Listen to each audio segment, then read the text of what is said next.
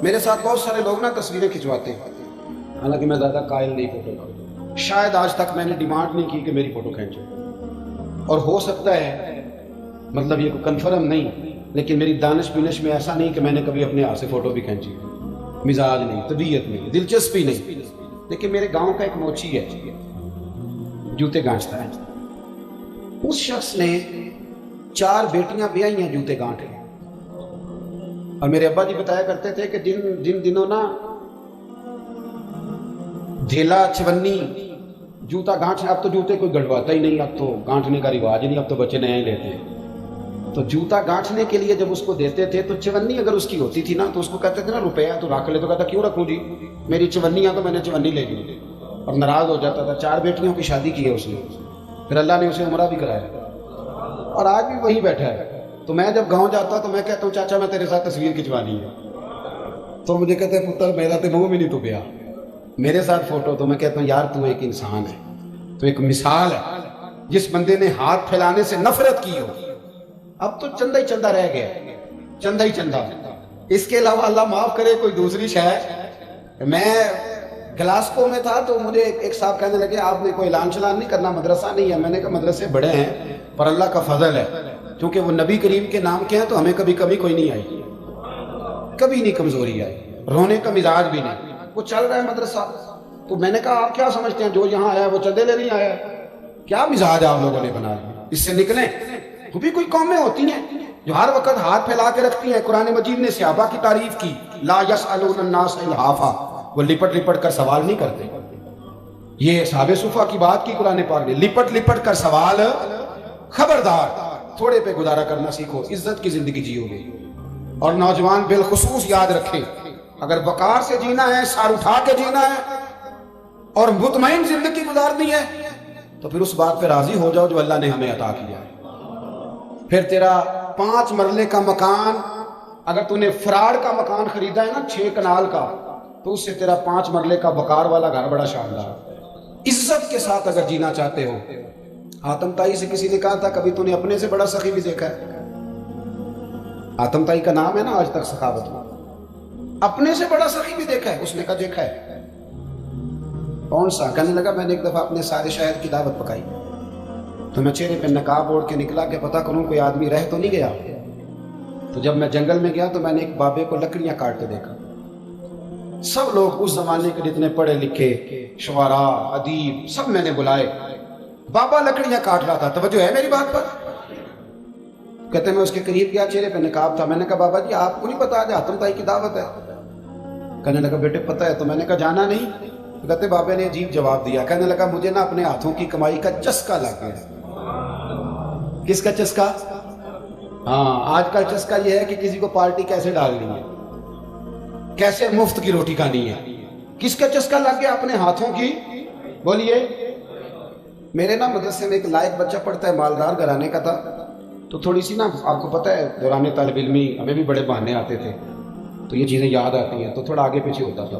مدرسے میں کام ہو رہا تھا تو میں اس کو کھڑکی میں لے کے کھڑا ہو گیا، میں نے کہا بیٹے ایک چیز تجھے دکھانی ہے، جب تیرے سامنے بھنا ہوا گوشت رکھا جاتا ہے تو نخرے کرتا ہے، ادھر بھی آئے کہ نظارہ دیکھ۔ مزدور نہ سویرے 2 روٹیوں کے بیچ اچار رکھ کے لاتا ہے، اور جب وہ دوپہر کو کھانے لگتا ہے نا میرے بھائی، تو وہ اچار اس کی روٹیوں کو بھی لگ جاتا ہے، پونے کو بھی لگ جاتا ہے۔ لیکن جب دوپہر کا وقت ہوتا ہے تو مٹی سے لتھڑے ہوئے ہاتھ پہلے وہ جا کے ٹوٹی پہ دھوتا ہے، پھر وہ کیا کرتا ہے کہ وہ پانی کا پیالہ خود بھر کے رکھتا ہے، توجہ میری بات پہ رکھیں، پھر وہ زمین پہ بیٹھتا ہے، اور جب وہ پونا کھولتا ہے نا، کبھی اسے کھاتے ہوئے دیکھو، یوں محسوس ہوتا ہے کہ دنیا کی ساری نعمتیں اس کے سامنے پڑی ہوئی، اور ٹیبل پر بیٹھ کر 22,000 کی روٹی کھانے والے اتنا شکر ادا نہیں کرتے جتنا وہ بندہ شکریہ ادا کرتا ہے۔ یا اللہ تیرا شکر ہے، یا اللہ تیرا شکر ہے۔ اور ان کو لفظ نہیں سیدھے پڑھنے آتے، ویسے بھی لفظ تاثیر سے بنتے ہیں، تلفظ سے نہیں۔ اہل دل آج بھی ہیں اہل زبان سے آگے، صحیح تلفظ نہیں ادا کرنا آتا، لیکن جب وہ ہاتھ باندھ کے کہتے ہیں نا یا اللہ تیرا شکر ہے، تو یوں محسوس ہوتا ہے کہ روٹی تو اس بندے نے کھائی ہے، کھانا تو، ورنہ شادی کے موقع پر اتنا کھایا نہیں جاتا جتنا تباہ کیا جاتا ہے، کیونکہ مفت کا ہوتا ہے نا، مفت کا۔ تو یاد رکھیں محنت کی کمائی ایک حسن ہے، ایک وقار ہے۔ وہ جو بندہ 50 لاکھ روپیہ مہینے کا یا سال کا کماتا ہے وہ تو دیکھتا بھی نہیں بیچارہ پیسوں کو، وہ بینک میں آئے اور بینک سے ہی ساری زندگی اپنی دولت دیکھ سکتا، لیکن جو 600 روپیہ دیہڑی لیتا ہے نا، اس کو جب شام کو ملتی ہے تو 3 دفعہ ہاتھ صاف کرتا ہے اور 3 دفعہ بسم اللہ شریف پڑھتا ہے اور پھر وہ جیب میں ڈالتا ہے، پھر وہ حساب کرتا ہے کہ 50 کہاں لگانے ہیں، 60 کہاں۔ تو خودداری سے جیو، باوقار رہو گے، باعزت رہو گے۔ حاتم طائی کہتے ہیں مجھے کہنے لگا کہ مجھے ہاتھوں کی کمائی کا چسکا لگ گیا، اب مفت کے دسترخوان پر مجھے مزہ نہیں آتا۔ تو کہتے ہیں میں تو بس اس کا فدائی ہو گیا۔ جب میں واپس آنے لگا تو اس نے مجھے آواز دی، میں واپس پلٹا تو کہنے لگا بیٹا آپ بھی دعوت پہ جا رہے ہیں؟ میں نے کہا تو اس نے مجھے 5 دینار نکال کے دیے، کہنے لگا یہ لے جاؤ، حاتم طائی کو نہ دینا، وہاں جو آدمی لنگر پکا رہا نا اسے دے دینا، یار بڑے بڑے لوگوں نے روٹی کھانی ہے، چلو میرا بھی حصہ پڑ جائے گا۔ تو حاتم طائی کہتے ہیں میں گھوڑے سے گر گیا، چہرے سے کپڑا اٹھایا اور میں نے کہا بابا میرے سینے سے لگ، میں تو امیر ہو کے سخی ہوں نا، تو غریب ہو کے بڑا سخی ہے۔ آج سمجھ آئی ہے تیری سخاوت کی۔ پڑھیے نا حدیث پاک، حضرت انس بن مالک کہتے ہیں ایک شخص نے آ کے کہا یا رسول اللہ کچھ دیجئے، حضور مجھے کچھ بولیے، اور میرے محبوب کا دروازہ وہ ہے کہ جہاں سے کبھی کوئی خالی گیا ہی نہیں، حضور کچھ دیجئے۔ تو نبی کریم علیہ السلام نے آج الگ بات کر دی، فرمایا تیرے پاس کچھ بھی نہیں؟ اس نے کہا حضور میرے گھر میں ایک پیالہ ہے اور ایک کمبل ہے اوڑھنے کا۔ اتنا غریب کو بندہ اس وقت بیٹھے محفل میں جس کے گھر میں ایک ہی پیالہ ہو، جو چپ ہے ان کے بارے میں کیا نظریہ اختیار کرو؟ کوئی ایسا غریب جس کے گھر میں ایک ہی پیالہ ہو، صرف ایک ہی کمبل ہو، لیکن یہاں بیٹھے میرے سمیت ہر تیسرے بندے کو آپ پوچھ لیں کہ حالات کیا ہیں تو کہے گا دعا کرو، بڑی مشکل ہے۔ اتنا غریب کوئی بندہ موجود ہے، لیکن آپ کسی کو پوچھ لیں وہ کہے گا جی بس دعا کریں۔ کوئی ایسا پیر مل جائے جو مجھے اللہ دین کا چراغ دے دے تاکہ نوٹ کسی طریقے آ جائے، اور وہ نعت ہاں جو کہتا ہے کہ کون دیتا ہے دینے کو منہ چاہیے، دینے والا ہے سچا، وہ بھی کہتا ہے پہلے 25,000 دو۔ کوئی تو سٹیج پہ تو کہہ رہا تھا حضور دیتے ہیں، اور یہاں تب تک تیرے اکاؤنٹ میں نہ جائیں تیرا کام ہی نہیں چلتا۔ عجیب تماشا ہے۔ ایک صاحب نے بڑی دور سے مجھے فون کیا، کہنے لگے ٹائم دے دیں۔ میں نے کہا جی میں آ جاؤں گا، فارغ ہوتا ہوں تو آ جایا کرتا ہوں، مسئلہ نہیں ہے، ہم اتنے بڑے لوگ ہی نہیں، آ جائیں گے۔ کہنے لگا جی آپ بتائیں مطلب اکاؤنٹ نمبر دے دیں۔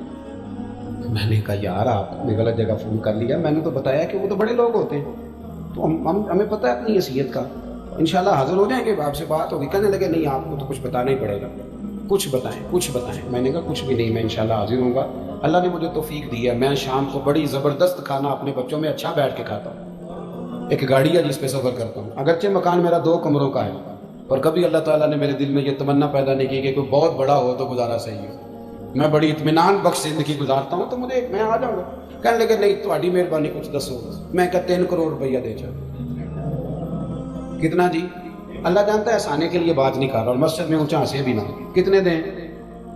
جی یہ تو آپ نے کیا کہہ دیا۔ میں نے کہا یار اگر میں نے اپنے لفظ ہی بیچنے ہیں تو اب میں 25-40 ہزار میں بک جاؤں، تو میں تو سمجھتا ہوں کہ نبی پاک کا فرمان بڑا قیمتی ہے، تو ریٹ لگاؤں تو میری حیثیت یہ ہو کہ 40,000 روپیہ، اگر میں نے بکنا ہی ہے تو کوئی ریٹ تو لوں نا۔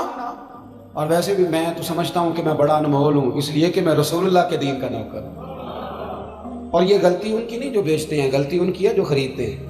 آپ لوگوں نے مارکیٹیں بنائی ہیں، آپ مارکیٹیں نہ بناتے تو کبھی مارکیٹوں میں اس طرح کی چیزیں بکنے کہ ہم نے ظلم کیا ہے، ہم نے زیادتی کی ہے، ہم نے یہ ماحول بنایا ہے۔ بہرحال بات دور نہ نکل جائے، واپس آتا ہوں۔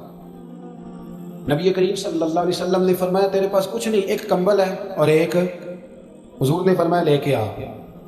یہ سرکار کا فرمان سیاستہ سے عرض کر رہا ہوں، اگرچہ امام جلال الدین سیوطی نے تفسیر در منصور میں تفصیل کے ساتھ اس روایت کو کئی طرق سے بیان کہا۔ ایک کمبل، یارو سوچو ایک کمبل جس بندے کے پاس ہو، ایک پیالہ، اس سے بھی کوئی غریب ہوگا۔ حضور نے منگا لیا اور بولی لگا دی، کون خریدے گا؟ ایک شخص نے کہا 1 دینار، ایک نے کہا 2، حضور نے 2 دینار میں بیچ دیا۔ وہ بولا نہیں کہ حضور 2 ہی تو چیزیں تھی، وہ بھی بیچ دیا آپ نے۔ اللہ کے رسول نے فرمایا 1 دینار کا کھانا لے جاؤ اور 1 دینار کا کلاڑا خرید کے لاؤ۔ وہ لائے۔ حضرت انس کہتے ہیں بندہ بڑے نصیبوں والا تھا، وہ جب کلاڑا خرید کے لایا تو اس میں دستہ میرے نبی نے دستے مبارک سے لگایا، حضور نے دستہ لگایا اور فرمایا یہ لے جنگل میں جا۔ مسلمانوں یہ میرے رسول اللہ کی تعلیم ہے، نوجوانوں غور کرو، اگر معاشرے کو سنوارنا ہے تو اس چیز پر محنت کرو۔ فرمایا یہ کلہاڑا پکڑ، رسی پکڑ، جنگل میں جا، لکڑیاں کاٹ کے لا، کھا بھی اور کھلا بھی، پہن بھی اور پہنا بھی، جا۔ حضور نے فرمایا 15 دن مجھے نظر نہ آنا، جا کام کر، جا محنت کرنا ہے، اسلام کا شیوا ہے۔ آج پوری دنیا میں ہمارا کشکول مشہور ہے، دھوکہ معروف ہے۔ لوگ کہتے ہیں کہ انہوں نے ایسے ایسے، ہم نے طریقے غیروں سے پیسے نکالنے کے اختیار کیے، ایسے ایسے طریقے کہ کبھی سنے تو شرم سے سر جھک جاتا۔ یہ معیار ہوتا ہے اعلیٰ قوموں کا کہ وہ چندوں پہ زندگی گزارے، وہ مانگ کر کے کھائیں، یہ معیار ہوتا ہے۔ کسی کونے پہ بریک لگتی ہے تو آپ دیکھیں مانگنے والے کتنے زور و شور سے آتے ہیں، خدا را محنت کی عادت۔ وہ صحابی چلے گئے، 15 دن کے بعد آئے۔ یہ لفظ امام سیوطی نے لکھے، 15 دنوں کے بعد آئے تو حضور نے فرمایا تیرا حال کیا ہے؟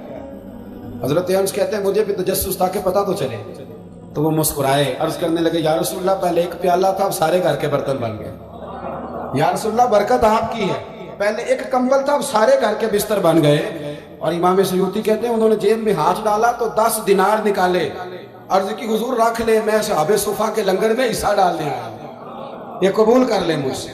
مہربانی فرمائیں، مہربانی، خودداری سے جیے اور تھوڑے پہ گزارا کریں۔